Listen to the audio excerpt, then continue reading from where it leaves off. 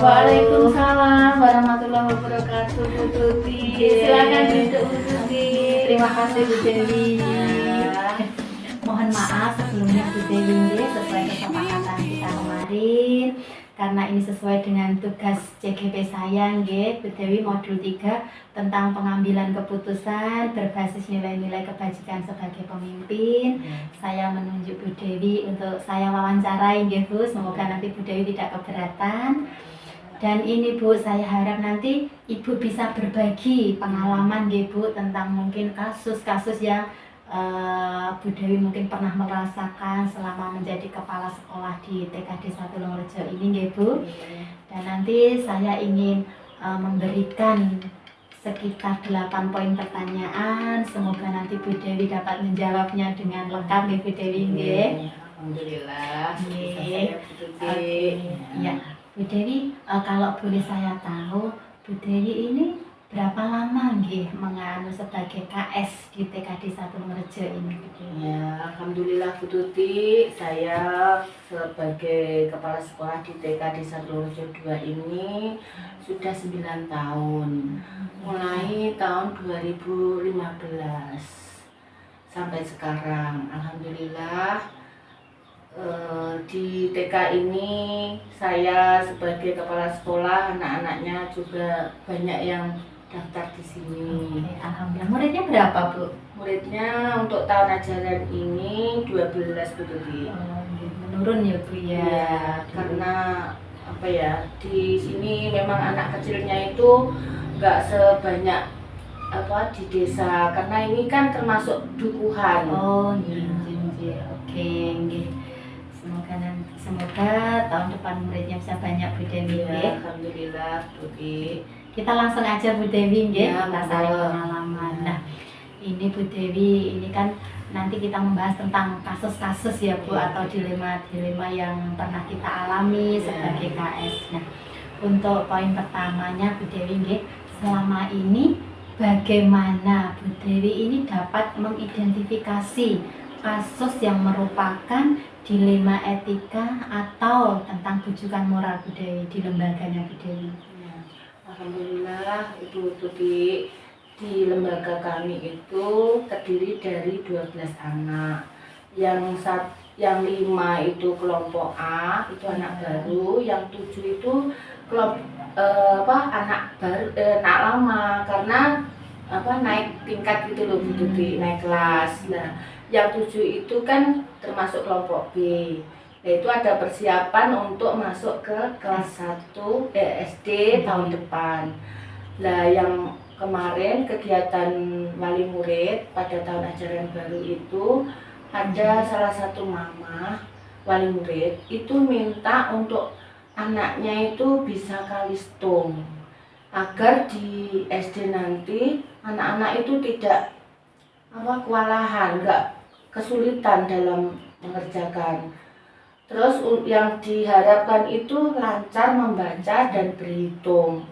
Nah, sedangkan di lembaga TK itu kan anak-anak tidak hanya kalistung saja dalam pembelajarannya setiap hari. Iya, betul sekali. Ada moral, pembiasaan, karakter, terus fisik motorik. Apabila nanti tidak diajarkan di TK, anak itu nanti perkembangannya kurang, Bu Tuti, dalam bersosialisasi dengan temannya, terus gotong royong, sopan santunnya itu kalau nggak dari umur TK, nanti ke depannya itu anak ya kurang, Bu Tuti. Betul sekali ya, Bu Dewi. Memang kita tuh kadang dilema juga gitu, antara wali murid mintanya seperti ini, sedangkan kita itu sebagai guru PAUD, kita harus menanamkan karakter awal, karena kan PAUD itu pondasi seperti itu, Bu Dewi. Kadang juga susah kita memahamkan untuk orang tua, Bu Dewi. Ini juga merupakan kasus yang sangat dilematis, Bu Dewi. Bagaimana untuk pemecahannya? Betul. Kemudian Bu Dewi, selama ini bagaimana Ibu menjalankan pengambilan keputusan, terutama untuk kasus-kasus di mana dua kepentingan ini sama-sama benar Bu Dewi. Jadi sama-sama mengandung nilai-nilai kebajikan. Bagaimana Bu Dewi? Gini Bu Tuti, dalam pengambilan keputusan di sekolah, terutama saat menghadapi wali murid dengan dua kepentingan yang sama-sama valid, sama-sama penting, itu bisa berdiskusi terbuka, mengajak semua pihak dari komite, dari wali murid, dari bu guru, agar saya libatkan dalam berdiskusi untuk mendengarkan sudut pandang yang berbeda agar dapat membantu menemukan solusi-solusi yang baik dalam pemecahan masalah ini. Oke. Berarti memang intinya apa yang kita putuskan nanti itu terbaik untuk semuanya ya Bu ya. Dan salah satunya berpihak pada murid, intinya seperti itu nggih. Soalnya ya berpusatnya ke anak-anak, sedangkan mamahnya wali murid mintanya ini, bu gurunya begini gitu. Kan bu guru harus sesuai dengan apa itu RPPH mengajarnya. Kalau misalkan ada tambahan itu nanti dilaksanakan setelah pembelajaran. Oke, gitu. Mensiasatinya gitu. Oke. Kemudian yang ketiga ini Bu Dewi, langkah-langkah seperti apa yang biasa Ibu lakukan selama ini dalam pengambilan keputusan Ibu Dewi? Ya, gini Bu Dewi, untuk mengidentifikasi masalah, yaitu dalam memutuskan masalah yang seperti situasi yang perlu dipecahkan ini, memahami apa alasan yang baik untuk pengambilan keputusan yang saya ambil, dan jika perlu diskusi dengan pihak-pihak yang terlibat atau yang akan berpengaruh dalam keputusan ini. Misalkan gini, wali murid itu punya inisiatif, matur ke saya, Bu, bagaimana kalau ke tiap hari itu dalam waktu 1 jam itu saya ajari, terus nanti anak-anak itu dibawa bukunya ke sekolahan. Nah nanti jenengan yang misalkan memberi bintang itu, jadi anak-anak biar semangat Bu gitu. Jadi saya koordinasi sama bu guru, tiap hari itu anak-anak membawa buku tadi dari hasil belajarnya tadi malam, terus bu guru memberi bintang. Berarti salah satu langkahnya itu ya, jadi kita memberi permintaan wali murid tadi supaya anaknya bisa belajar sistem tadi, jadi guru memfasilitasi itu. Kemudian bukunya dibawa ke rumah, terus dibawa ke sekolah lagi, dikasih nilai untuk supaya anak minat belajarnya ada. Sekarang yang keempat Ibu Dewi, pertanyaan yang keempat, hal-hal apa saja yang Ibu anggap itu efektif dalam pengambilan keputusan pada kasus-kasus dilema etika Bu Dewi? Gini Bu Tuti, dalam mengambil keputusan yang dilema tadi, saya bekerjasama dengan pihak lain, yaitu bu guru atau rekan kerja. Selain itu juga wali murid yang saya libatkan, karena belajar yang di sekolahan itu lebih singkat daripada belajar yang di rumah, karena lebih panjang waktunya. Jadi hanya anak misalkan sambil makan jajan atau apa cemilan atau sambil nonton TV, itu kan anak-anak terhibur, jadi senang belajarnya gitu. Sangat efektif ya Bu ya, memang kita itu tidak lepas harus saling kolaborasi, apalagi dengan rekan kerja, dan kita membimbing juga guru-guru kita, dan kolaborasi dengan orang tua itu memang sangat penting di Bu Dewi. Kemudian Bu Dewi, apa mungkin ada tantangan Bu Dewi dalam pengambilan keputusan ini? Ya ada Bu Tuti, alhamdulillah itu ada yang pro dan kontra. Wali murid itu ada yang, ya jangan Bu, di rumah itu biar anak-anak belajar, jangan disuruh belajar bermain terus, ya harus dikasih waktu untuk bermain, jangan. Tapi anak-anak dengan adanya itu loh Bu, HP, jadi anak-anak itu disuruh belajar kan sulit. Untuk mengendalikannya anak itu kadang ada anak yang mau, ada anak yang ngotot, Mama ojo disuruh belajar atau aku kan seneng main HP gitu. Terus ada lagi yang mau belajar tapi anaknya itu gini mah, Bu Tuti, harus apa ya, ada pancingan untuk menggerakkan anak-anak itu loh. Jadi mamahnya itu wis gini aja Bu, setiap hari saya kasih tugas biar anak-anak mau menulis. Jadi nanti kalau anak-anak pas masuk itu Bu Guru memberi apresiasi atau semangat atau bintang biar anak-anak itu ada rasa untuk percaya diri, dirinya senang gitu. Jadi tantangannya itu memang sekarang itu memang generasi Z Bu Dewi, tidak lepas dari HP. Memang itu juga suatu tantangan. Kalau Bu Guru pun sudah mengajarkan, tapi di rumah kalau nggak mau belajar percuma kalau tidak dilanjut. Kan lebih menarik di HP Bu Tuti daripada untuk memegang pensil itu. Kan sekarang geser-geser sudah ganti, bahkan anak kecil pun untuk megang pensil itu malas, kalau disuruh HP kan sudah lihe. Bu Dewi. Untuk selanjutnya Bu Dewi, pertanyaan nomor 6. Apakah ada jadwal tertentu untuk menyelesaikan kasus ini Bu Dewi? Apakah Ibu langsung menyelesaikannya di tempat? Terus mungkin ada bentuk atau prosedur seperti apa yang Ibu jalankan selama ini? Iya Bu Tuti, saya sebisa mungkin untuk pengambilan keputusan ini bermusyawarah dulu dengan rekan kerja Bu Guru, karena jangan sampai apa yang saya putuskan ini nanti akhirnya ada dampaknya. Jadi perlu pemikiran dulu, jangan tergesa-gesa dalam pengambilan keputusan, karena anak-anak itu nanti kalau sudah dikasih tugas dianya merasa keberatan, akhirnya untuk waktu bermainnya nggak ada. Jadi jangan sembrono, harus berhati-hati gitu Bu Tuti.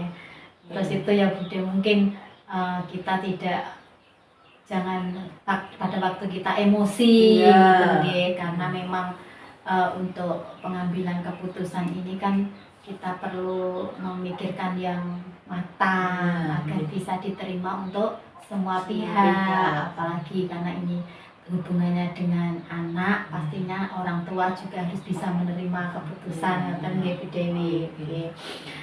Selanjutnya Bu Dewi, adakah seseorang atau faktor-faktor yang selama ini mempermudah atau membantu Bu Dewi dalam kasus-kasus dilema etika yang Bu Dewi alami selama ini?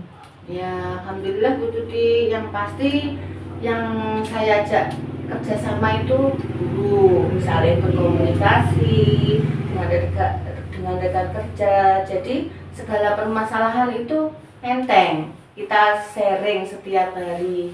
Kalaupun dengan wali murid ya nanti waktu pertemuan wali murid.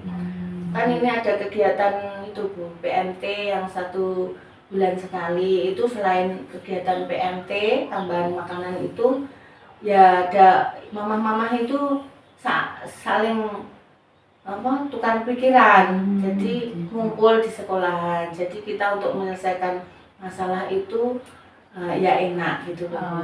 Jadi faktornya itu tadi internalnya dari kita sebagai KS dan Ibu Guru, kemudian eksternalnya ada pihak-pihak mungkin dari wali murid, komite itu Bu. Nah, ini untuk yang terakhir Bu Dewi, ini pertanyaan yang terakhir.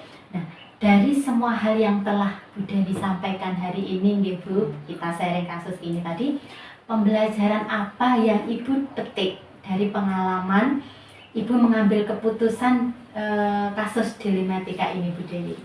Ya Bu Tuti, alhamdulillah dari permasalahan yang tadi saya curhatkan ke jenengan, itu ada beberapa faktor terpenting untuk dalam pengambilan keputusan, yaitu saling berkomunikasi yang baik dengan ibu guru, dengan wali murid, dengan komite. Kalau memang diperlukan komite ya saya undang ke TK. Kalau tidak ya hanya Bu Guru dengan wali murid.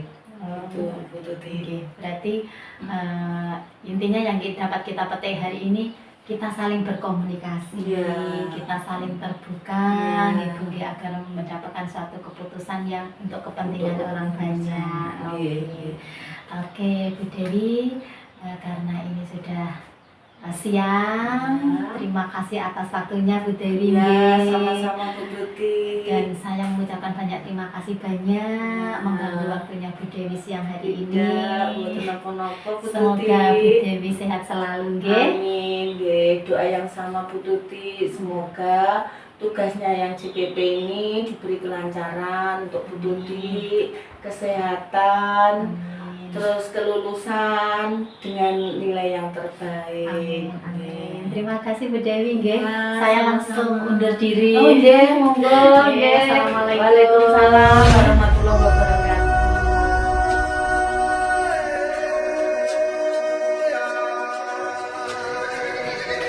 Selamat siang. Oh iya, Assalamualaikum. Waalaikumsalam. Silakan duduk Bu Tuti. Terima kasih banyak. Naik apa tadi Bu Tuti? Naik sepeda motor, Bu.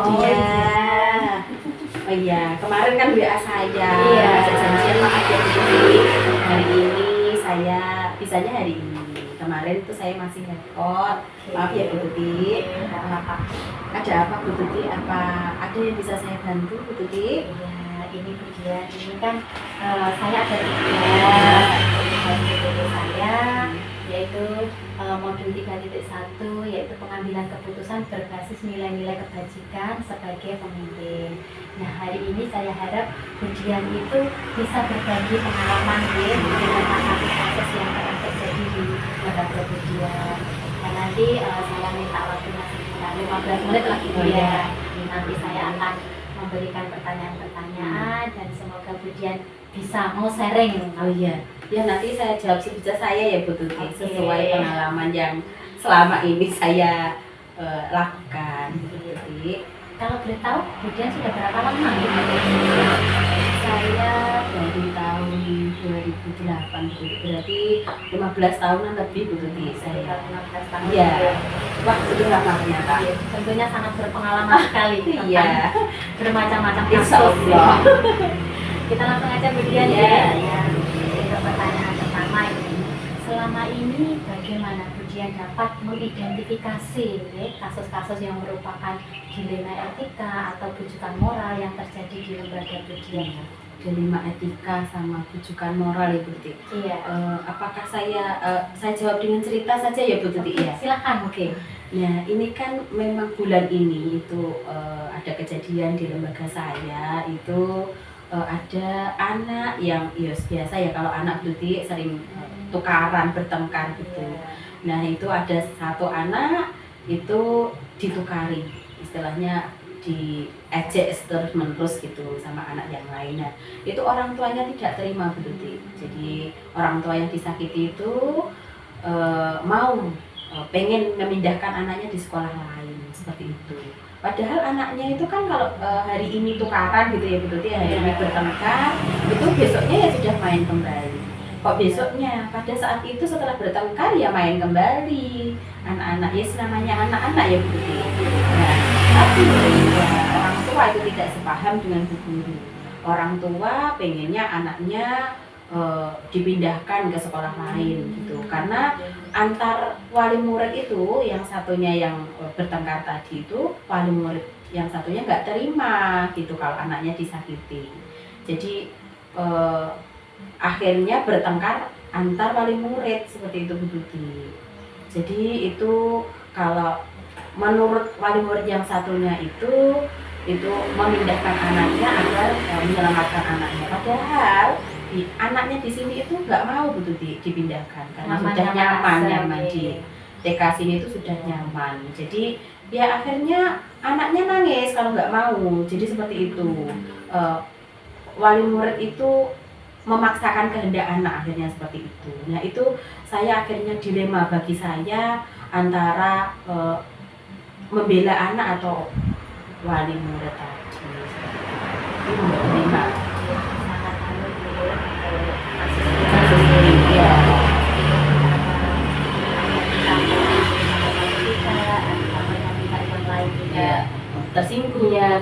itu. Sangat dilema Ya, gitu ya. dilema.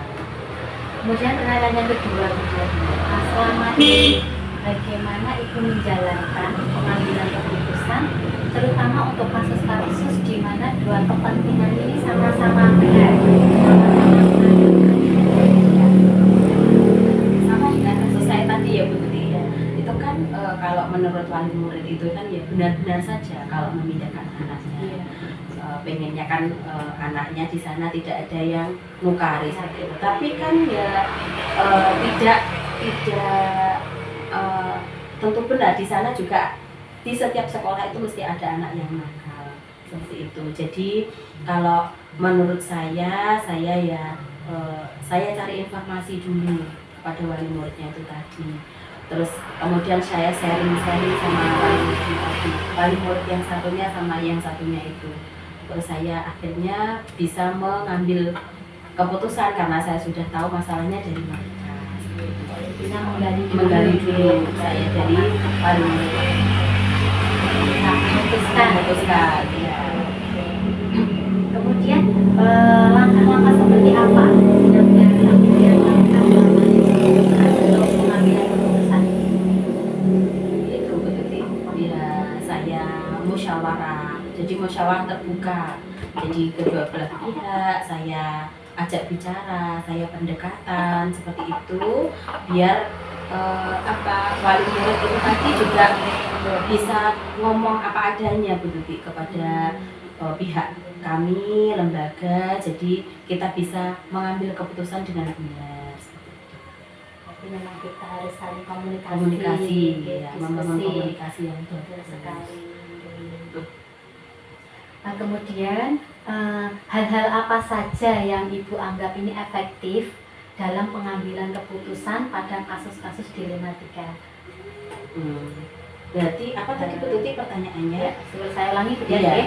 Hal-hal apa saja yang Ibu anggap efektif dalam pengambilan keputusan pada kasus-kasus dilematika?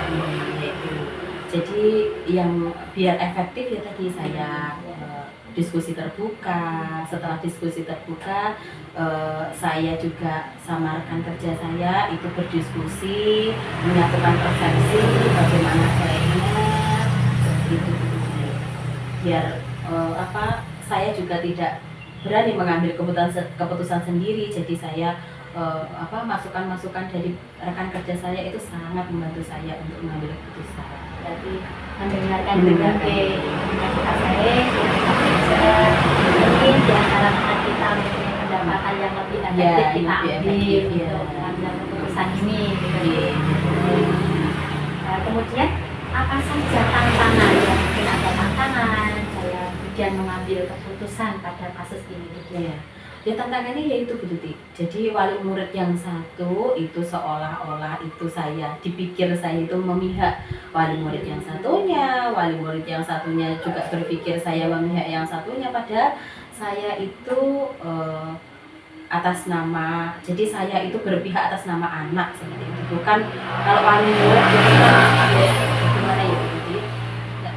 Yang penting kan lebih penting kita mementingkan anak yang terlebih dahulu. Itu kalau anak sudah nyaman di sini kenapa harus dipindah-pindah seperti itu.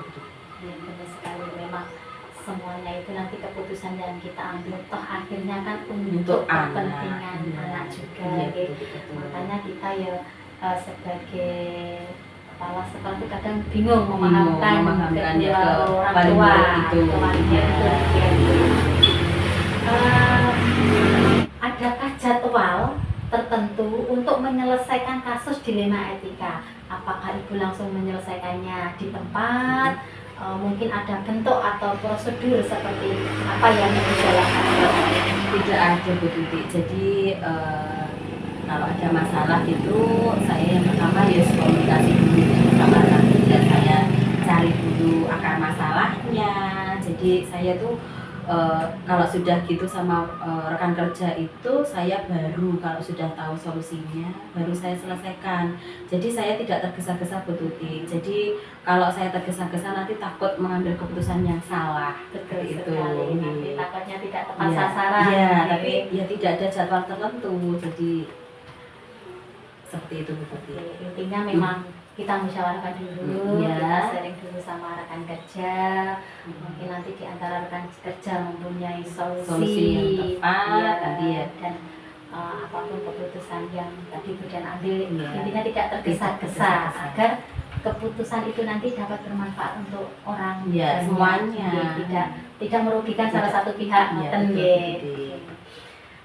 Kemudian pertanyaan ke-7 Budian, adakah seseorang atau faktor-faktor yang selama ini mempermudah atau membantu Budian dalam kasus-kasus ini?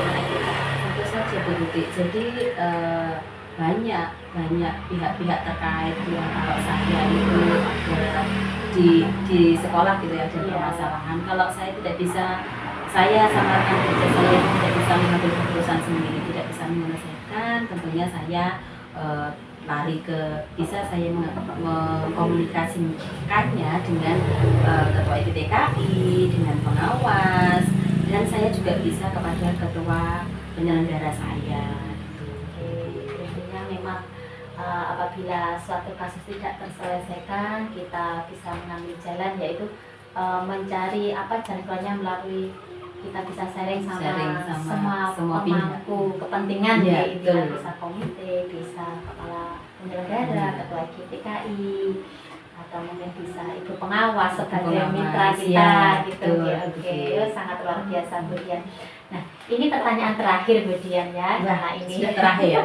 sesi terakhir Iya, ya. ya, Bu Tuti. Kalau boleh tahu, dari semua hal yang telah Ibu sampaikan hari Ya.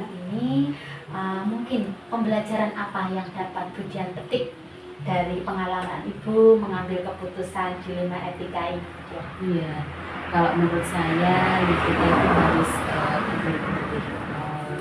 harus melihat itu, kita harus melihat masalah-masalah itu tidak sepihak saja. Kita harus melihat masalah itu dari berbagai pihak, karena dengan kita melihat masalah itu dari berbagai pihak, kita jadi tahu masalahnya, bisa berarti mengerti lah pokok masalahnya itu apa sih, sehingga kita paham, kita bisa mengambil keputusan, dan kita tidak bisa mengambil keputusan begitu saja, dan tergesa-gesa itu tadi harus legowo jika kita mengambil keputusan yang kiranya harus tidak memberatkan salah satu pihak.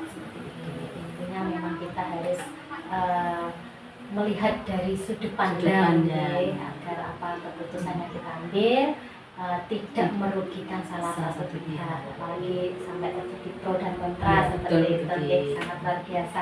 Nggih, Budian, terima kasih banyak atas Sudah waktunya. ini? Sudah. Oh, iya. Terima kasih sudah berbagi pengalaman. Ya, Nggih, sangat luar biasa. masalah itu sebenarnya banyak Bu Tuti. Nggih, betul Tapi yang sekali. baru-baru ini ya yang masalah ini. Oke, karena ini sudah siang Budian, nggih, Iya. saya nanti langsung mau pamit. Oh iya, terima kasih sudah mampir loh Bu Tuti. Terima kasih atas Oh waktunya, iya, nggih. Assalamualaikum. Waalaikumsalam warahmatullahi wabarakatuh. Hati-hati ya Bu Tuti. Oke.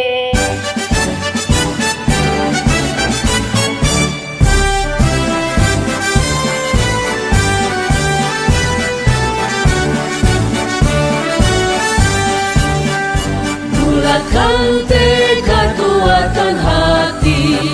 Negeri ini memanggilmu kawan. Belajar bergerak berbagi untuk negeri.